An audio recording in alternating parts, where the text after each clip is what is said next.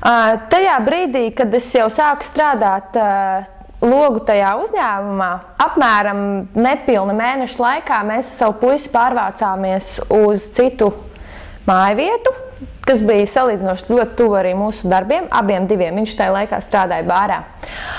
Un tajā brīdī man likās, nu tad lēnām visa tā pasaulīte sāk tā kā nokārtoties. Bet sākās citas problēmas tieši attiecībā uz mūsu darbiniekiem, un šajā brīdī es sapratu tādu ļoti slavenu teicienu. Es nekad nebiju viņu dzirdējis pirms tam, bet tagad viņš man ir palicis ļoti stipri atmiņā. Latvietis latvietim vilks. Tad, kad es strādāju viesnīcā, izrādās, ka viesnīcas recepcijā strādāja puisis no Latvijas, kura sieva, kas izrādījās beigās nebija nevis sieva, bet viņa mīļākā, arī strādāja te pašā uzņēmumā,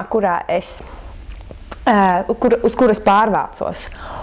Un, jā, izrādījās, ka šai sievietei ir dīvainas alkoholisks, varbūt alkohola izraisītas, teiksim, slimīgas nosliecas, padarīt lietas par tām, kas viņas nav, veidot neizprotamas intrigas darba apstākļos un, teiksim tā, uzburt pilnīgi kaut kādu pasauli, kurai nav nekāda atspulga realitātē, un man vajadzēja ar to daudz cīnīties, jo beigās viņa tika atlaista no darba par to, ka viņa nenāk vienkārši uz darbu, dēļ tā, ka visdrīzāk viņa vienkārši turpina dzert mājās, ja?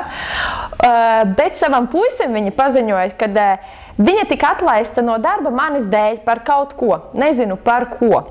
Un šis puisis pēc tam man sāka draudēt, un tur sākās pilnīgs meksikāņu cienīgs seriāls, un tajā brīdī es sapratu, ka es nevēlos vairs nevienu latvietu ārzemēs redzēt, nekad.